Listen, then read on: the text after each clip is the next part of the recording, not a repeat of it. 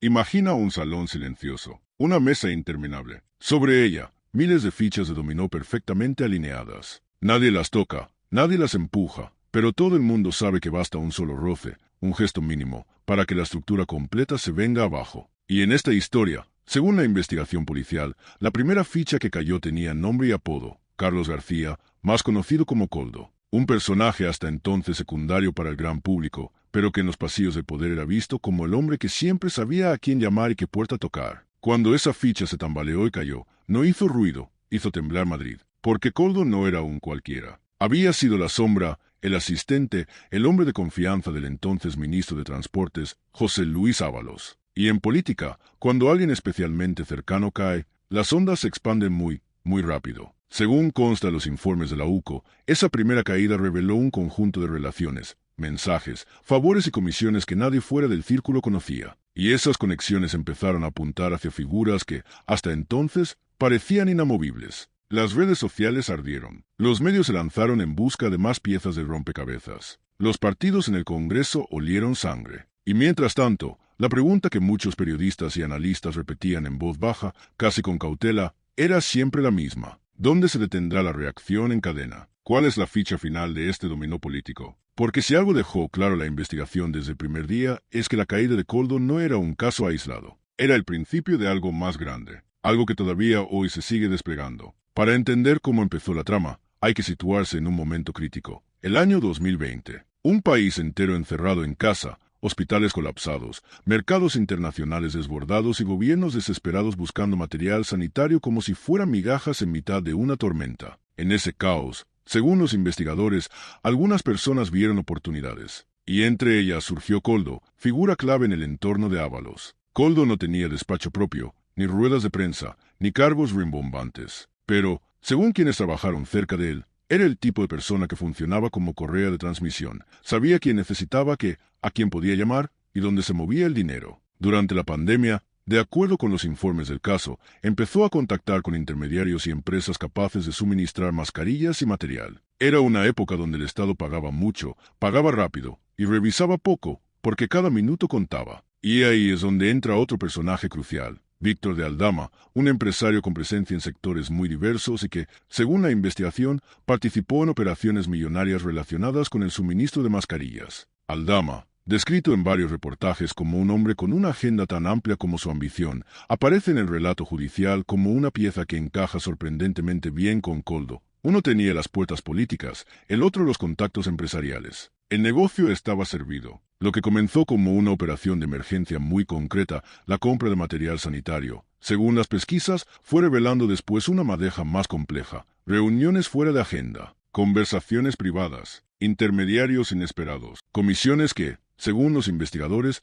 podían haberse camuflado en contratos públicos. Cuando la UCO empezó a revisar teléfonos y a reconstruir la cadena de decisiones, descubrió que este no era solo un caso de mascarillas. Era una red, un mapa, una estructura que podía ir mucho más allá de lo que en principio parecía. Y ahí, justo ahí, es donde el dominó empieza a acelerar. Porque cuando un hilo se tira, nunca se sabe qué nudo puede aparecer al otro extremo. La ficha Ábalos cae. Cuando el caso estalla públicamente, el país queda algo atónito, pero los pasillos del PSOE no. Allí, la reacción fue inmediata. Ábalos, histórico del partido, exministro de Transportes y figura clave del primer gobierno de Sánchez, se encuentra de pronto en el centro de un torbellino político y mediático. Su nombre aparece en un informe de la UCO que menciona conversaciones, reuniones y vínculos con personas investigadas. Nada definitivo, pero suficiente para encender todas las alarmas. Según diversas fuentes, dentro del partido hubo tensión, llamadas presiones y largas reuniones internas. La conclusión fue clara: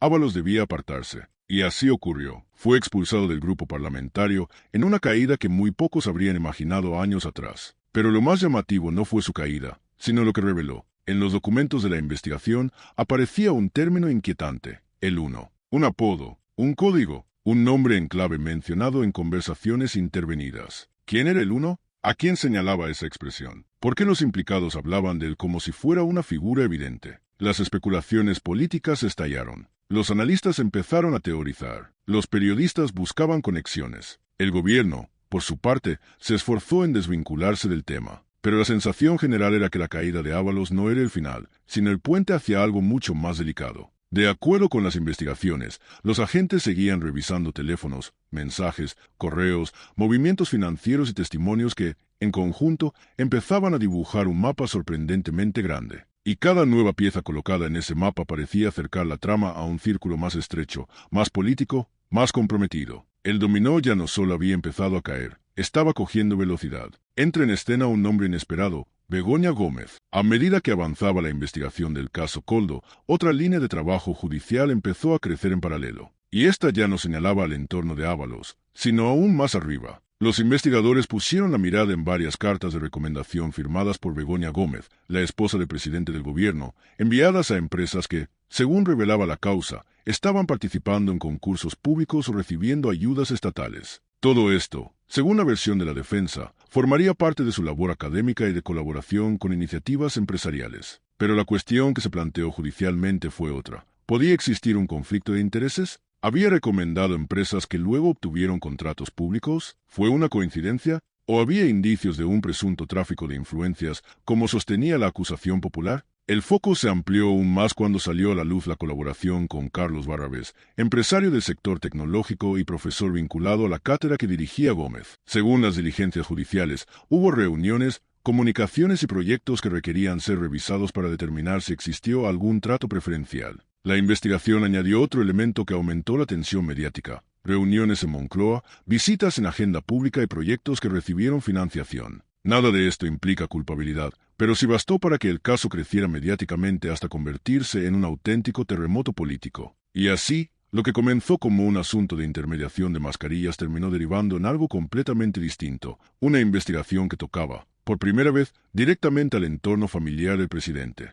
El gobierno denunció Lawfare. La oposición habló de corrupción institucional, y la prensa internacional comenzó a seguir el caso como si fuera una serie política en tiempo real. Mientras tanto, los investigadores seguían trabajando en silencio, revisando documentos, analizando reuniones y evaluando cada detalle. Porque en esta historia, cada pequeño dato parecía llevar a una puerta nueva. La ficha Koldo había provocado la ficha Ábalos, y la ficha Ábalos estaba empujando ahora otras mucho más sensibles. La investigación entra en terreno delicado: la familia directa del presidente. Cuando todavía estaba caliente el caso de Begoña Gómez, otra investigación comenzó a generar titulares. Esta vez, el foco apuntaba al hermano del presidente, David Sánchez. Según la información judicial difundida por varios medios, la investigación surgió al analizar su actividad profesional y su situación fiscal. David Sánchez trabajaba en la Diputación de Badajoz, concretamente en un área cultural, un puesto discreto, alejado del ruido. Pero entonces aparecieron varias preguntas que la justicia consideró necesarias de revisar. ¿Por qué? Según trascendió en documentos oficiales, su residencia fiscal estaba fijada en Portugal. ¿Cuál era exactamente la relación entre su actividad laboral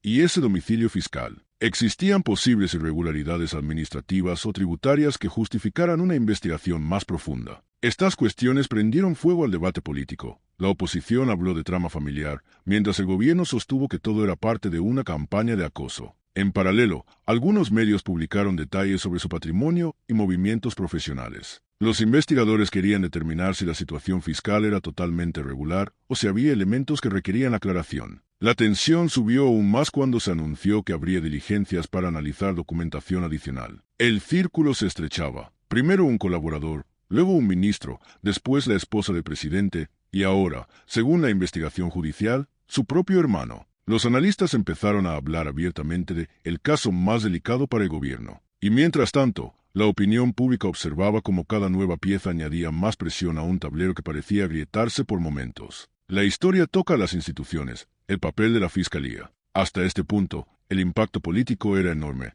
pero todavía faltaba un giro sorprendente. La noticia que, para expertos en derecho, marcó un antes y un después. La investigación acabó señalando a un hombre fundamental para el sistema judicial español, el fiscal general del Estado. Según diversas informaciones, se abrió una línea de investigación relacionada con la revelación de secretos y otros posibles delitos vinculados a filtraciones de información sensible. Este punto es clave, porque implica algo más que un escándalo político, implica un debate sobre el funcionamiento interno del Estado. El gobierno defendió con firmeza al fiscal general, asegurando que todo era parte de una ofensiva política. La oposición respondió denunciando un uso partidista de la justicia. Los juristas, por su parte, se dividieron entre quienes veían indicios preocupantes y quienes consideraban que las acusaciones podían ser débiles. Pero la UCO siguió su trabajo sin entrar en el ruido político. Y según los informes conocidos, los agentes analizaron comunicaciones, movimientos de información y la relación entre diferentes actores implicados. Y aquí aparece un elemento narrativo muy potente,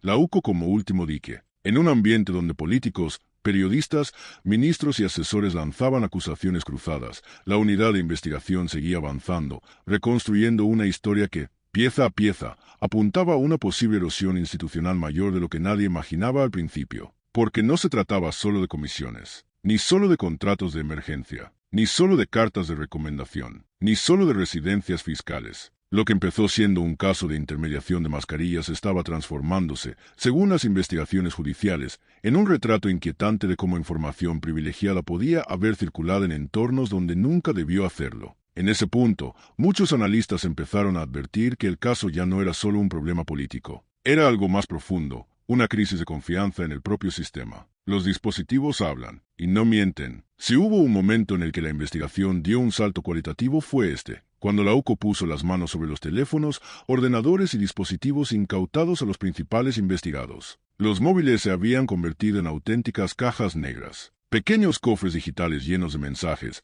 audios, notas, ubicaciones, correos, documentos y conversaciones que, según los agentes, ofrecían una imagen mucho más amplia de la trama. Los investigadores describen este proceso como reconstruir un puzzle en la oscuridad con un mechero. Cada mensaje ilumina apenas un segundo, una esquina, una pieza. Pero cuando juntas miles de esos destellos, aparece la imagen completa. Y lo que emergió, de acuerdo con las diligencias, fue sorprendente. Conversaciones que revelaban intermediaciones. Mensajes que insinuaban contactos políticos clave. Confirmaciones de reuniones que nunca aparecieron en agendas oficiales. Rastros de movimientos financieros sospechosos. Notas sobre comisiones, urgencias y prisas por cerrar contratos. El análisis técnico permitió además sincronizar fechas, lugares y llamadas. Según las pesquisas, varios mensajes contradecían declaraciones públicas. Otros confirmaban relaciones que hasta entonces se presentaban como casuales. Y algunos, especialmente codificados, requerían interpretaciones más complejas. La UCO elaboró informes detallados, cruzando conversaciones entre múltiples dispositivos para identificar patrones. Y en esos patrones aparecía una palabra repetida: coordinación. La cuestión que buscaban responder era sencilla, pero decisiva. Se trataba de varias operaciones aisladas o de una estructura más organizada. Cada pericia digital acercaba un poco más la respuesta. La sensación de los investigadores, siempre citada a través de documentos judiciales, era clara. La historia no era lineal, era una red. Un entramado, un mapa donde cada punto estaba conectado con otro más arriba. El choque entre el poder político y el poder judicial. Mientras la UCO avanzaba, en la superficie ocurrió algo inédito. Un enfrentamiento directo entre el gobierno y los jueces instructores del caso. Los dos nombres que quedaron en el centro fueron juez Juan Carlos Peinado, juez Manuel García Castellón. Ambos se convirtieron en objetivo de críticas, declaraciones políticas, editoriales en medios y debates televisivos. Desde el gobierno y sus aliados se habló del lawfare, de persecución política y de jueces actuando con intencionalidad. Desde la oposición, por el contrario, se los presentó como magistrados valientes que estaban resistiendo presiones para cumplir su labor. El ambiente se volvió tan tenso que asociaciones de jueces emitieron comunicados defendiendo la independencia judicial, mientras entidades afines al Ejecutivo señalaban posibles irregularidades en algunos procedimientos. Nunca un caso judicial había generado tal respuesta institucional. Ruedas de prensa, declaraciones diarias, intervenciones en el Congreso, comunicados oficiales, entrevistas, tertulias encendidas. Pero, de acuerdo con el sumario, el trabajo de los instructores continuó. Solicitaron más pruebas, pidieron informes adicionales, autorizaron nuevas diligencias y ampliaron la investigación a personas que inicialmente no aparecían en el radar. La presión fue tan intensa que algunos analistas empezaron a describirlo como un pulso entre poderes del Estado. Un pulso que, según juristas consultados por medios, podía marcar un precedente sobre cómo la política interactúa o presiona a los órganos judiciales. Y mientras tanto, la investigación seguía ampliándose. La sombra del dominó seguía creciendo. Aquí la historia se vuelve seria. Empresarios, viajes, dinero y declaraciones explosivas. Cuando empezaron a declarar los empresarios implicados, el caso dio un giro explosivo. Según las actas judiciales y transcripciones, varios de ellos ofrecieron versiones que abrían nuevas puertas. Algunos admitieron reuniones con intermediarios. Otros describieron cómo funcionaban las comisiones. Y varios aportaron documentos o mensajes que la investigación consideró relevantes. Víctor de Aldama, una figura central, se convirtió en uno de los personajes más analizados. Su papel en la trama, sus viajes, sus empresas, sus contactos y sus conversaciones fueron reconstruidos por los investigadores. Según las diligencias, aparece vinculado a operaciones con contratos millonarios y a contactos de alto nivel. Uno de los capítulos más llamativos fue la investigación sobre un chalet que levantó sospechas por su financiación y valoración. Otro fue el análisis del rescate de Air Europa, donde algunas comunicaciones apuntaban a posibles conexiones con actores investigados. Además, surgieron análisis sobre transferencias internacionales, sociedades vinculadas a terceros países, inversiones a través de intermediarios, presuntas estructuras de blanqueo. Y cuando se ordenó la prisión provisional para Aldama, el impacto fue total. La narrativa pasó de ser un caso de comisiones a convertirse en algo mucho más complejo, una red económica política con ramificaciones múltiples, según los documentos judiciales. Los periodistas empezaron a hablar de la mayor investigación política en años, los partidos, de la trama que puede cambiarlo todo, y el público siguió enganchado como si fuera el episodio final de una temporada larguísima. El 1, Delki, interior, fondos europeos, todo converge. Cuando los investigadores empezaron a revisar en serio los mensajes que mencionaban a El 1, la temperatura política se disparó. Según las transcripciones, varios implicados hablaban de El 1 como si todos supieran quién era, pero su identidad nunca se decía explícitamente. La prensa especuló, los analistas cruzaron agendas, los políticos lanzaron insinuaciones, el gobierno negó cualquier vinculación. A esto se sumó la reaparición del famoso episodio del Delquírate, una de las historias más polémicas de la legislatura. La llegada de Delqui Rodríguez a Barajas, la madrugada, las maletas, la prohibición europea y los movimientos discretos en el aeropuerto. El caso, que parecía enterrado, volvió a ser revisado mediáticamente a raíz de nuevas declaraciones relacionadas con la macroinvestigación. Luego, aparecieron menciones a interior, a chivatazos, a comunicaciones entre mandos y responsables públicos. Algunas diligencias investigaban si había existido algún tipo de aviso previo o interferencia, siempre bajo presunción de inocencia. Y finalmente, surgió otro frente, los fondos europeos. Según diversas fuentes judiciales, los investigadores examinaron algunas adjudicaciones que requerían aclaraciones.